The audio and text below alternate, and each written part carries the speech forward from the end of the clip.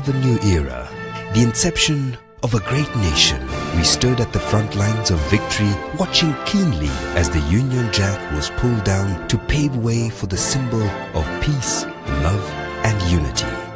This was the first liberation, a chance at rebirth and the absolution of all past transgressions. Nothing mattered except hope. Hope is not just the feeling of expectation, but the feeling that all those expectations will come alive in our lifetime. Hope is what tied us together as we danced in unity and prayed, "O God of all creation, bless this, our land and nation." Hope was seated amongst us as we discussed the new opportunities awaiting us, and hope did not abandon her children, but was their shield and defender at a time when she was all they had. Our great land flourished with promise, and the fight for independence was now a prominent story, part of a rich history that would mark the foundation of Kenya. We stood on the shoulders of great men and women that made it possible for us to enjoy this freedom, and indeed plenty was found within our borders. This was Kenya's time for an upward turn, a time to make the journey worth it. Let one and all arise, they said. It was not to be, as the country entered a period of social stratification that led to much bigger problems that have plagued us until today. The dark days previously cast upon us were now once again hanging over our heads when we found new ways to ensure we were further divided than when our colonizers left us. An era characterized with political repression and revolutionary terror was to befall the great nation of Kenya, and many fallen heroes to go down with its tumbling walls. Draped in fear and uncertainty, we all recalled a time when we sang, "And our homeland of Kenya, heritage of splendor, firm may we stand to defend." But the joy of that song had long left the ones for who it was intended. Thrown into a whirlwind of bad governance and corruption, the country was at a standstill, with everyone seeking answers and once again looking to the promises of those early days when our country was born. The second liberation in Kenya happened when some brave leaders took it upon themselves to fight the good fight. They stood up for Kenyans who could not speak up on these matters. They fought to open the democratic space and to start the trend of demanding accountability from sitting governments. We all remember Saba Saba as a time that started this dialogue. These brave leaders suffered at the hands of power along those lonely corridors of justice that favored only but a few. Some were detained, tortured, and forced to denounce their mission, but upon release continued to fight for the freedoms we enjoy today. Freedoms we cannot take for granted. Freedoms that govern how we live.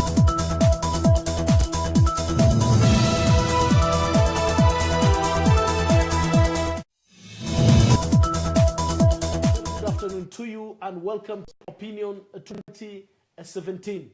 Now this proves to be a dark Thursday, a day where some unfortunate developments have taken place in the National Assembly, a day where Embakasi East Member of Parliament Babu Owino is still in police custody, and it is being said that more charges could be preferred against him.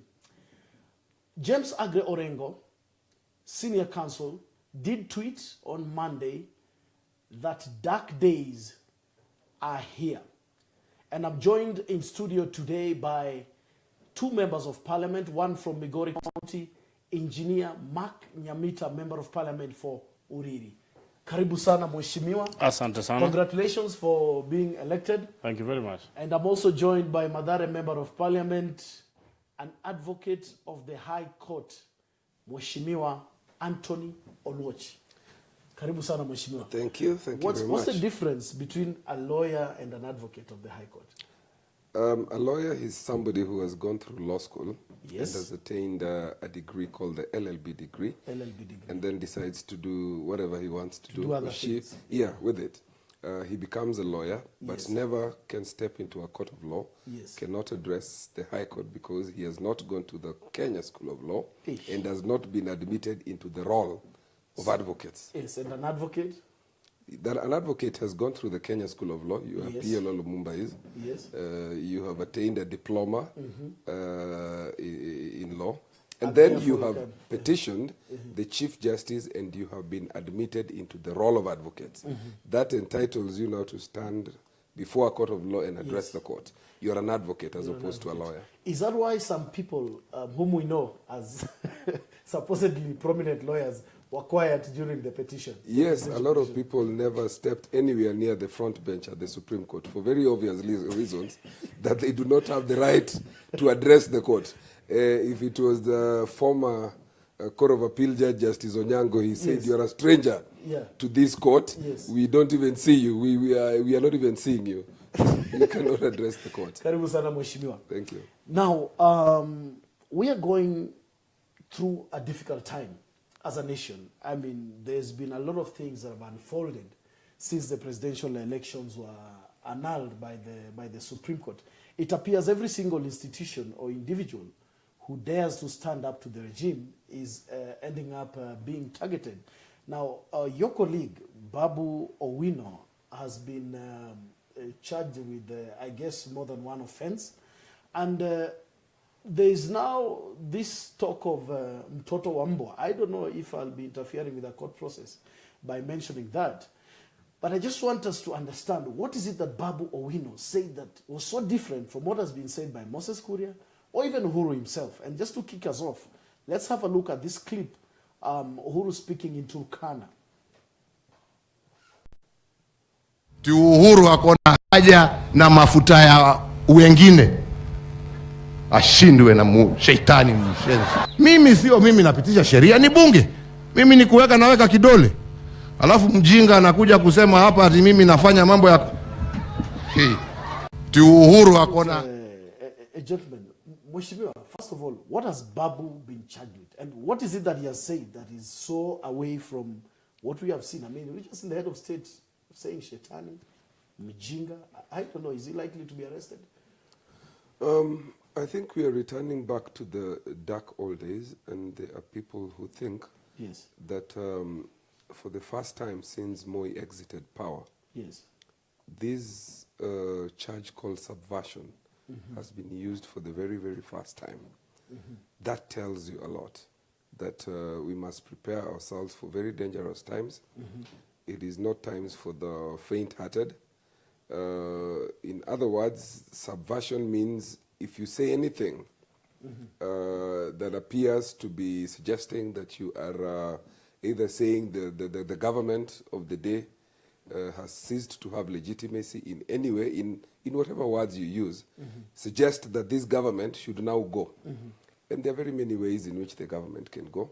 Yes. Remember that the Constitution at Article 1 says that sovereign power first belongs to the people. Yes. And that the power we have given to Uhuru Kenyatta, to the executive, even to us parliamentarians, it is delegated power. Yes. Now, the very same power that he was trying to say was usurped by Maraga, the Wakoras, and you know we are talking here about the language that has you been imagine? used Yes. by the chief executive of the country.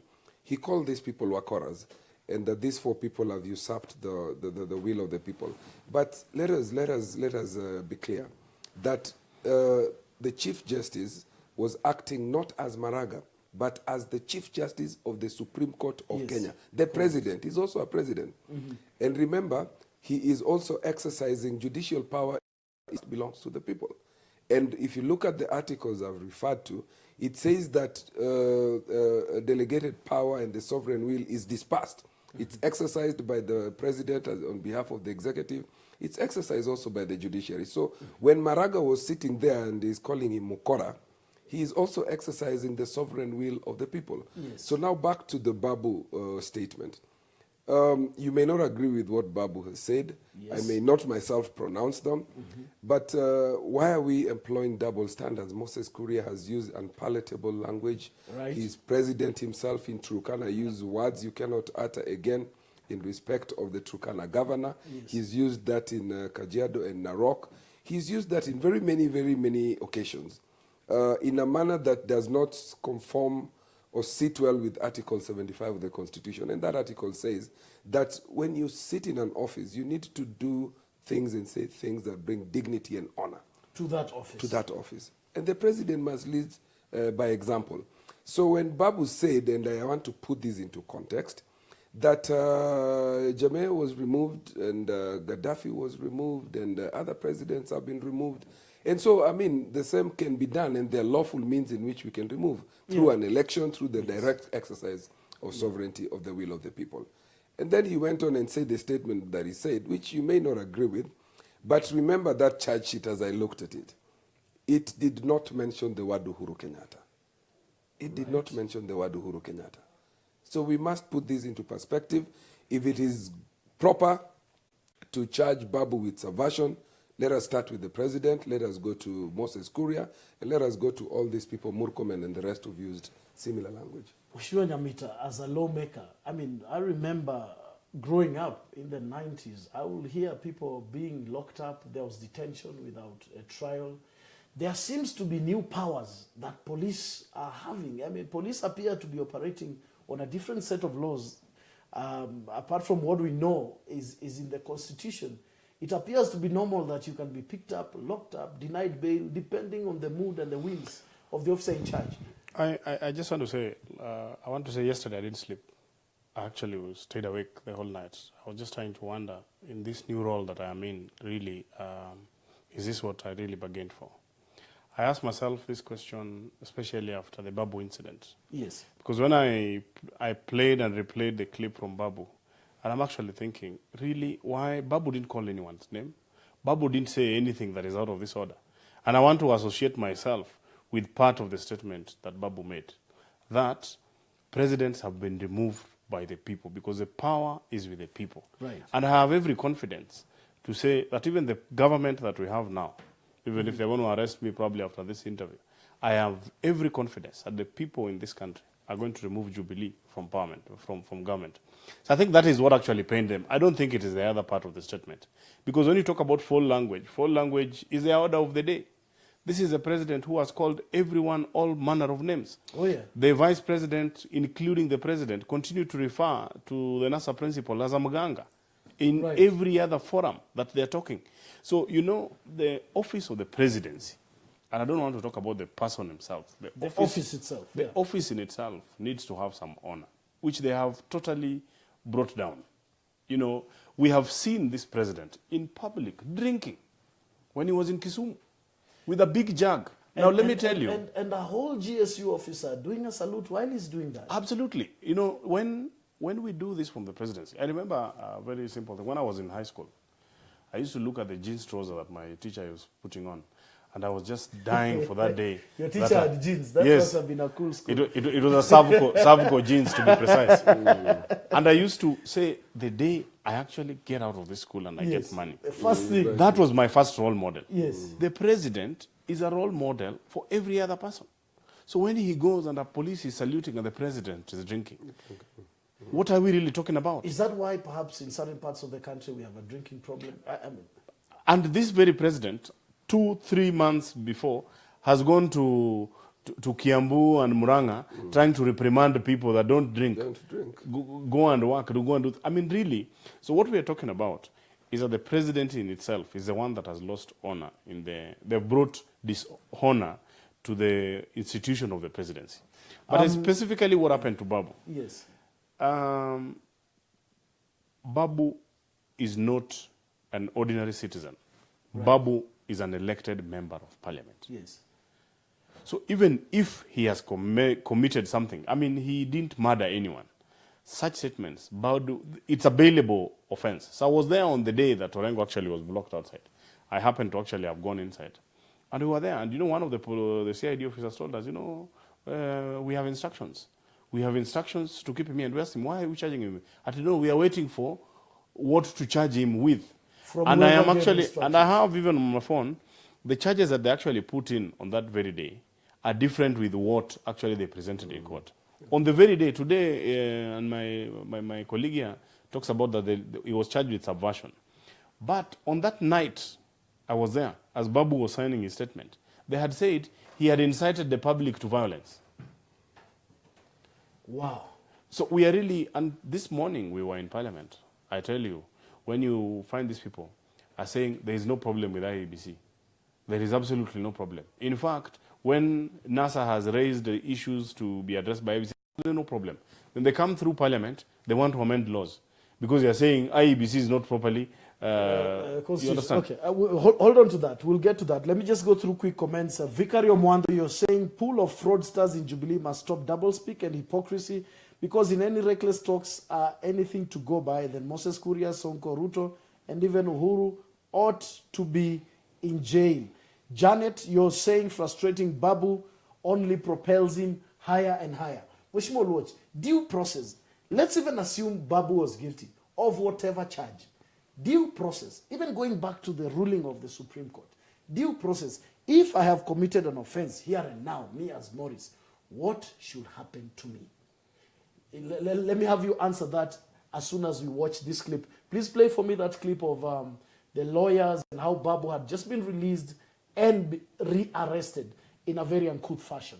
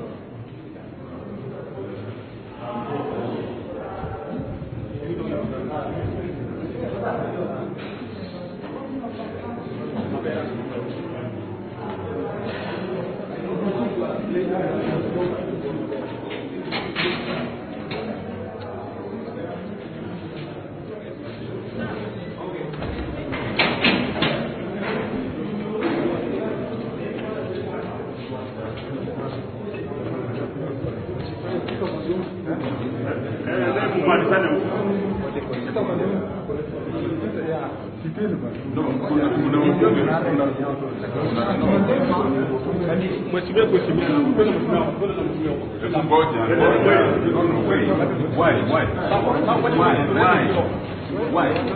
No, we are going back to the court. No, why? No, but what is the problem? No, what is the problem? No, what are you saying? What is happening? No, what are you saying? What are you doing? No, what are you doing? What are you doing?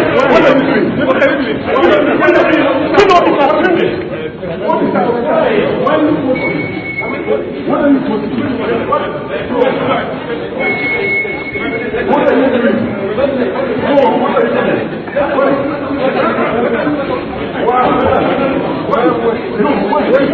No, but explain me.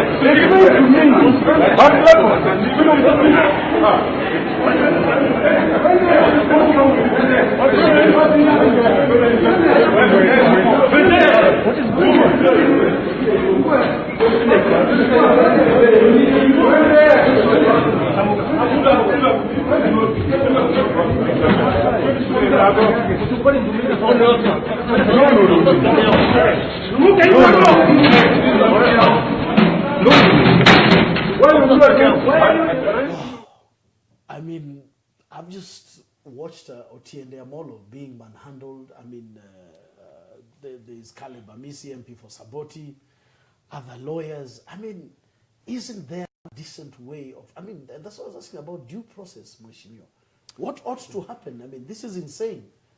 In civilized societies, when you are required to be arrested, somebody actually, and I don't even want to go far, let's go as close as Tanzania. Yes. They will come to you, address you in all your full honors, right, and tell you, tafadhali, naomba nikushike, ama naomba tuelekee pamoja, tuende police station.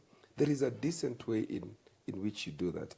And we are talking here about a member of parliament.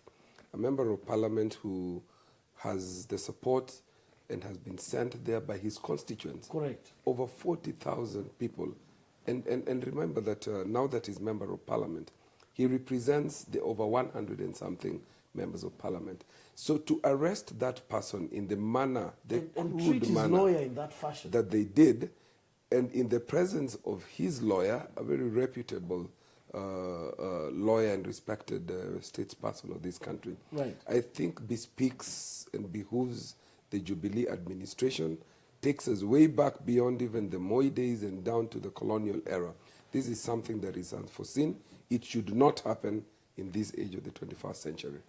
Luembe Mwafungo, you're saying Kenya is number 3 in Africa for alcohol drinking. Well, I don't know when that survey was done, and probably who is number 1 or 2. Winnie Ngete, you're saying, I'm afraid for this country.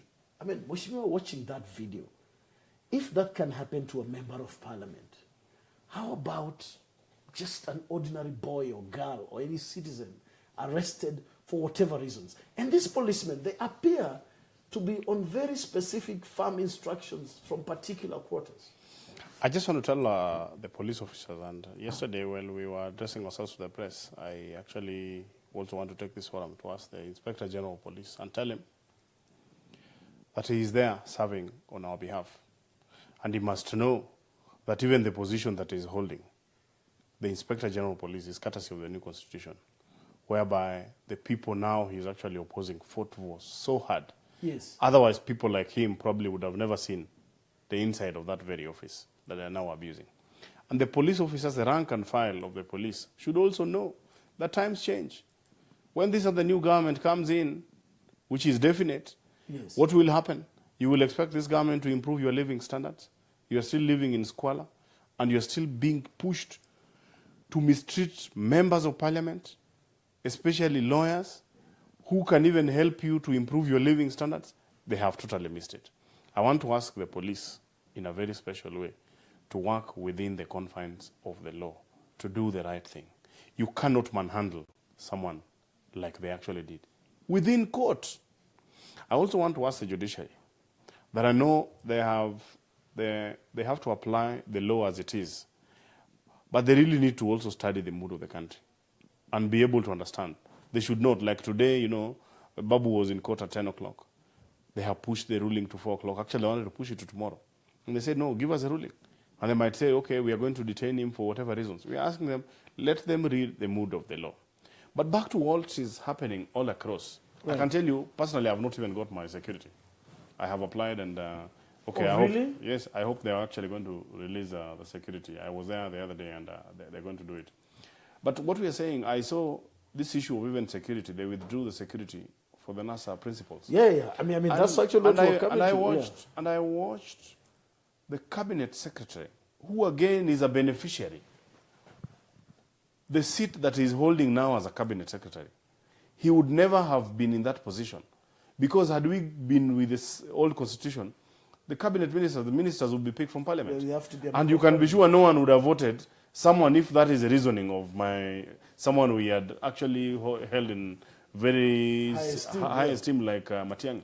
When he comes and says, the prime minister loitering from one press conference to the next, he is not having the security at the whims of Matiang'i. He is entitled to. Correct. This is a gentleman who is representing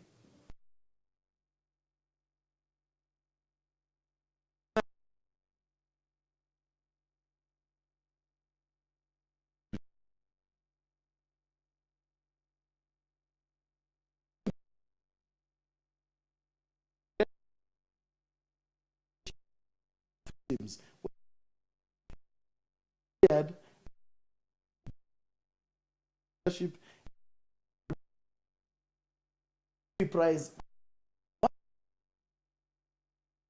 Odinga personal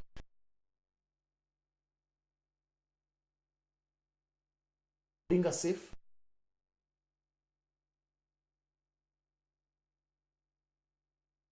You cannot.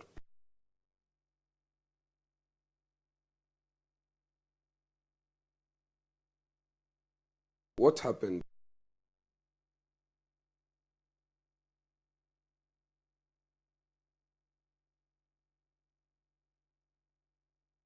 So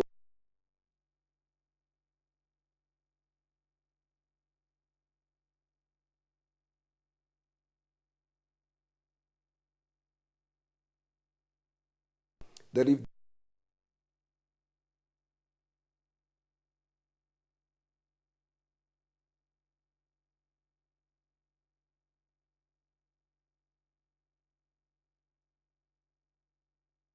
this in the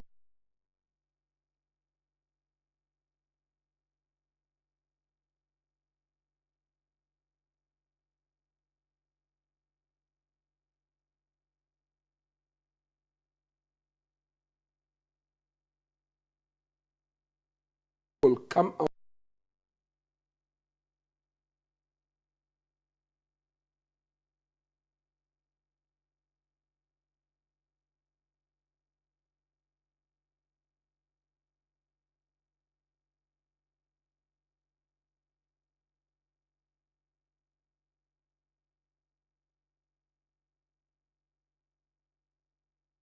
will do this to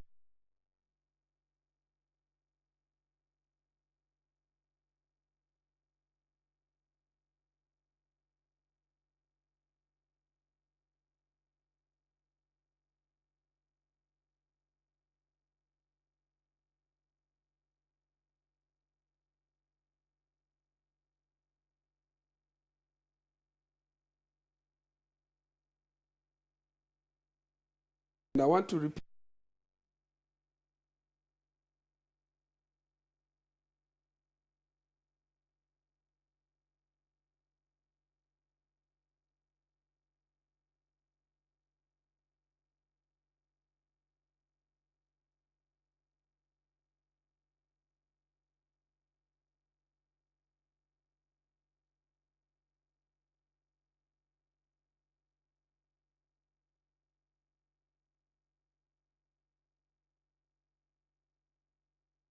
Article 2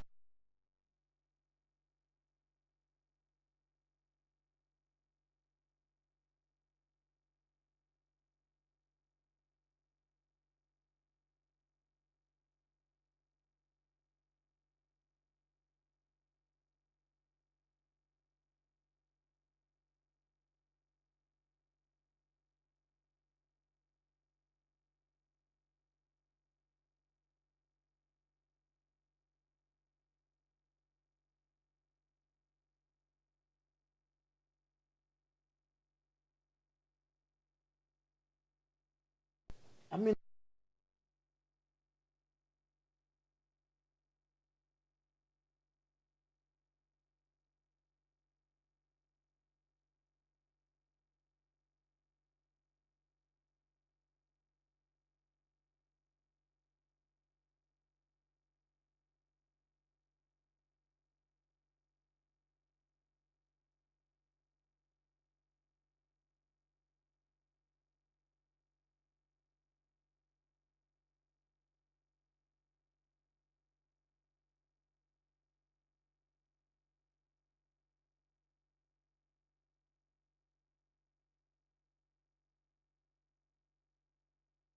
of choice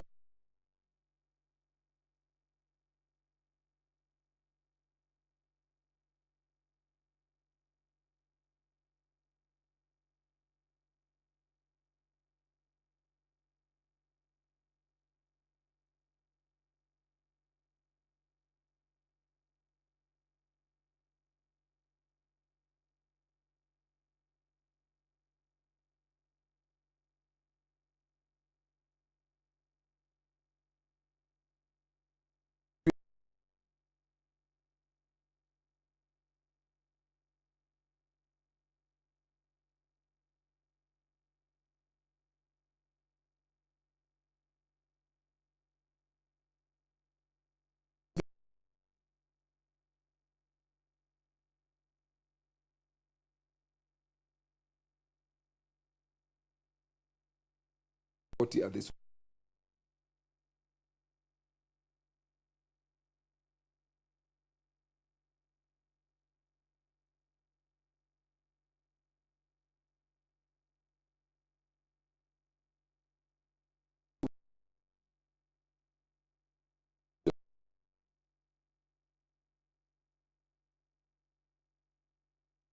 deal with you.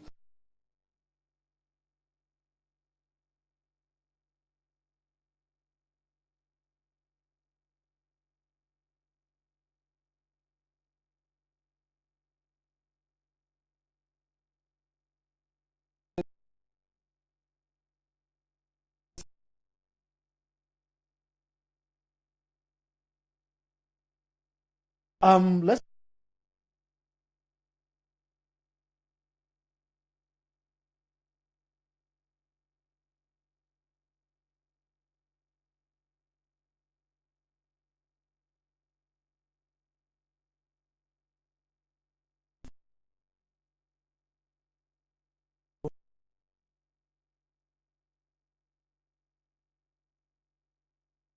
that been re-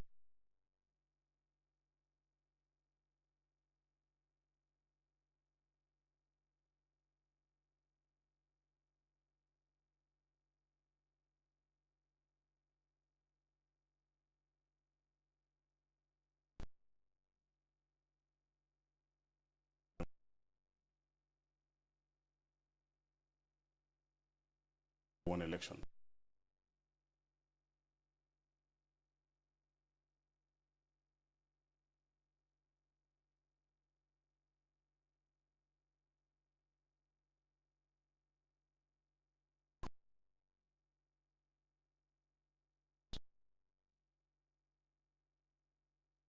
And Germany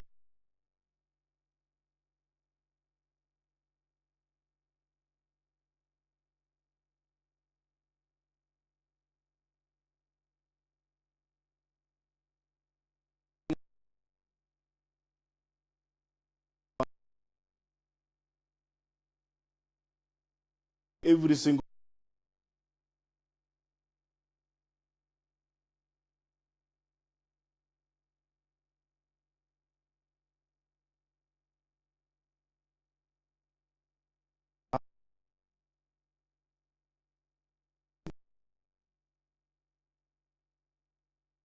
point A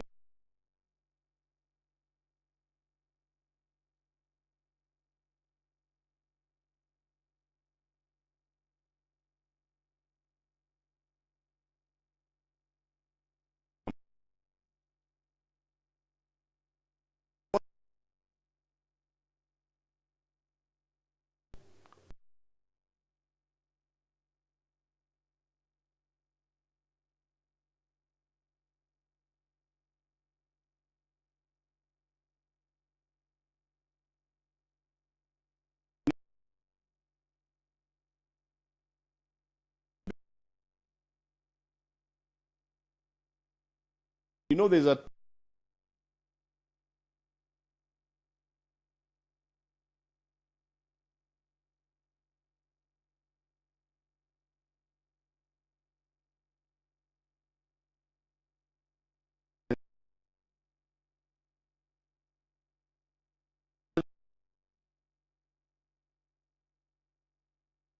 electoral commissioner.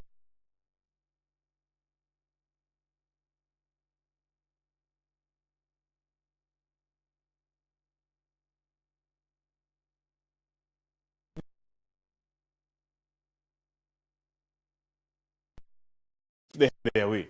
We will have our say, and a big say at that. Before we get to Mheshimiwa Launch, Slow Kennedy, the sound has been sorted. It's back. Mheshimiwa, you were in Bunge also in the morning. What are we looking at? I get very disturbed when I see us going back of this 2 years back when we passed the security laws. Right. Thank God to a strong and independent judiciary, 80 or so % of that law was struck down. But you can remember that dark evening. Yes. And people fought in Parliament. Senator Mudhama and other people's trousers were torn.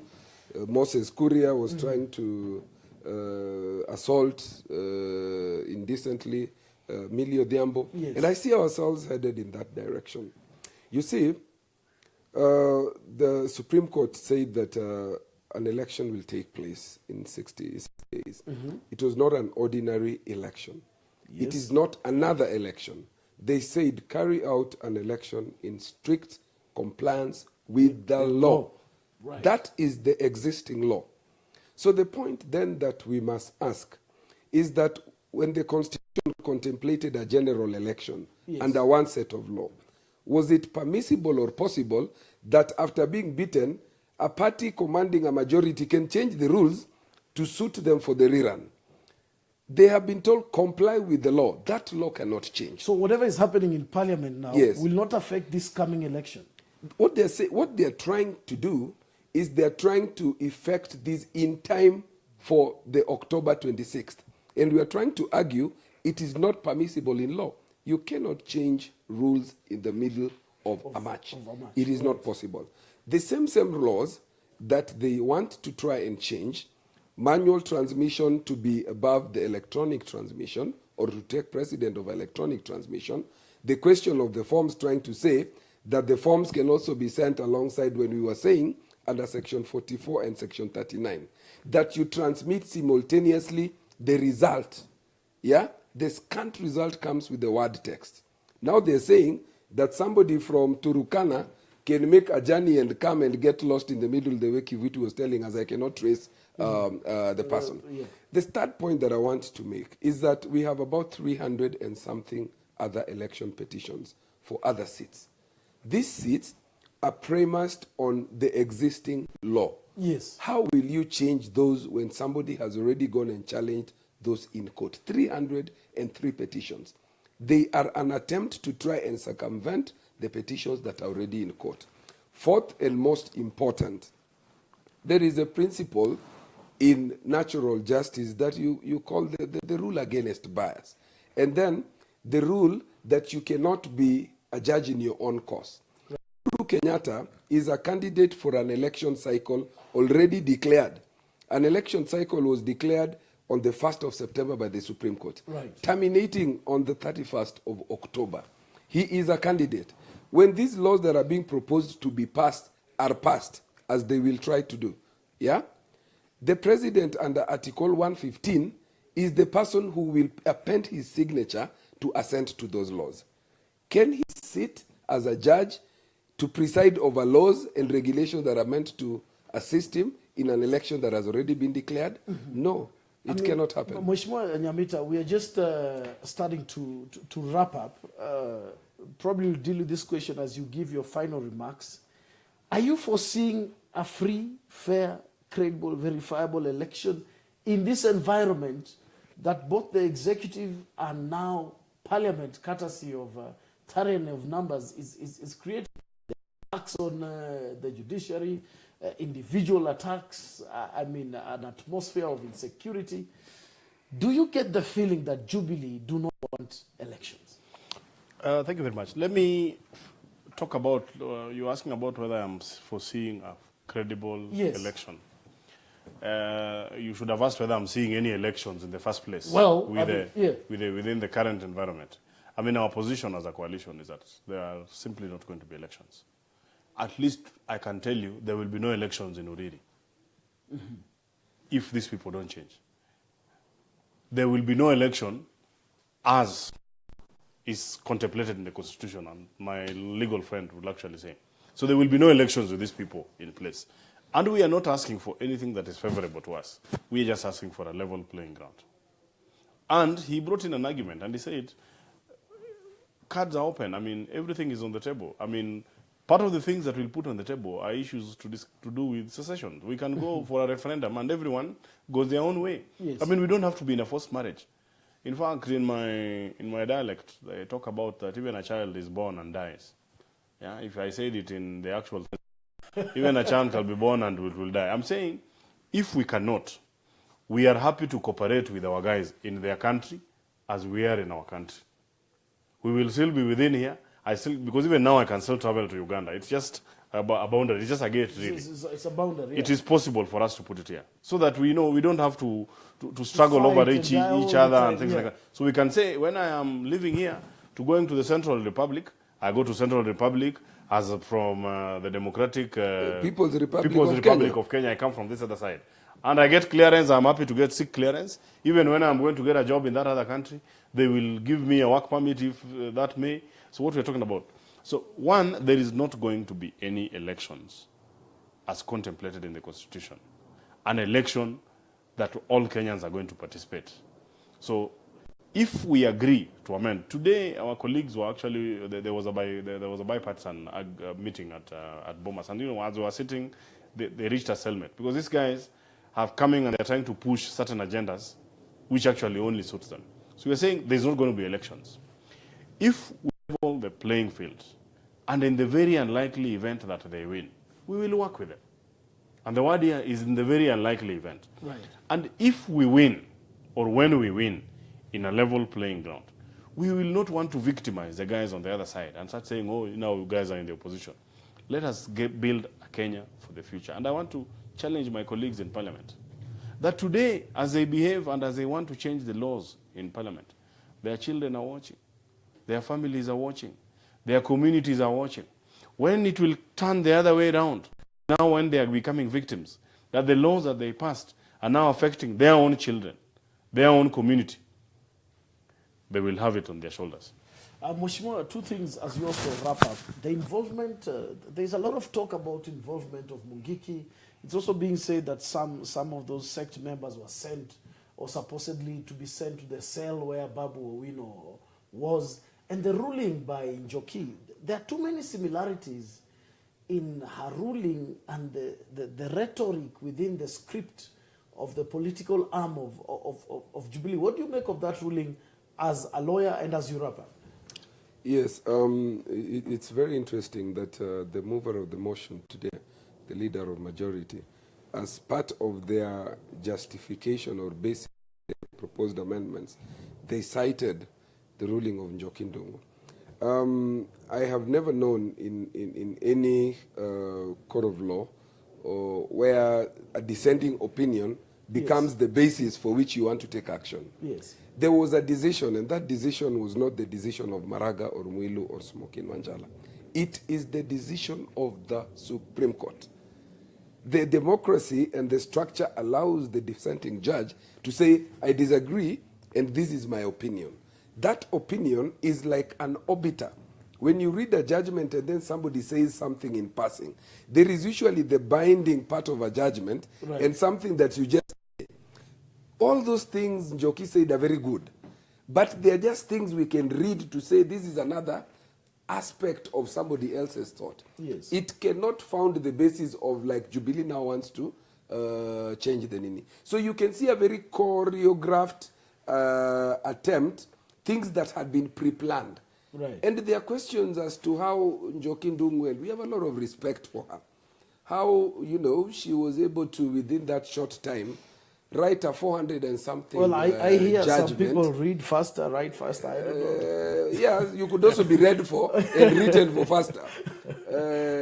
And then also, like, there was the team that did the scrutiny. And these are serious questions of conduct. Yes. When a case has been opened and closed, a report was written on behalf of the Supreme Court, witnessed by officers of the Supreme Court. Right. How can you, as a single judge, go in the quiet and darkness of the night, open up documents without supervision, say then that I did my own checking, and then you come and present a case on behalf of the respondent, which the respondents never put, and which we didn't have time to. These things are too choreographed. They're too choreographed. Okay, 30 seconds as you wrap up. You're going to see Babu Owino? Yes, as I wrap up, I think it is important that as members of parliament, these are tough times. If it's happening to Babu, it will happen to me. It will happen to the member of parliament for the rural constituency of Uriri. Why did you have to emphasize on the rural bit? No. I mean, I agree with him. If it is happening to Babu, yes, yes, it will happen to it will happen to me in my rural setup. Yes. Like it will happen to him in the slums. In the slums. And the slums has a bigger capacity per capita income than the rural constituency of Uriri. So we're actually going to Babu. Yes. Yes. And not because it's Babu Owino. Yes. Even this, if this were, I want to say on my own behalf, even if this was happening to a Jubilee member, we would still go in solidarity Well, yeah. for the greater Kenya. Yeah, Dr. Martin Luther King did assert that injustice anywhere is injustice everywhere. Absolutely. Thank you very much, gentlemen. Thank you very much, Mheshimiwa. Thank you very much for watching. Remember, you can support NASA or NASA's presidential candidate, His Excellency Engineer Dr. Raila Amolo Odinga, by sending your contribution to paybill number 991444. You can also show support to Babu Owino by heading to the Milimani Locots, or is it Kibera? Kibera Kibera Locots. Locots at 4 p.m. Thank you for watching and goodbye.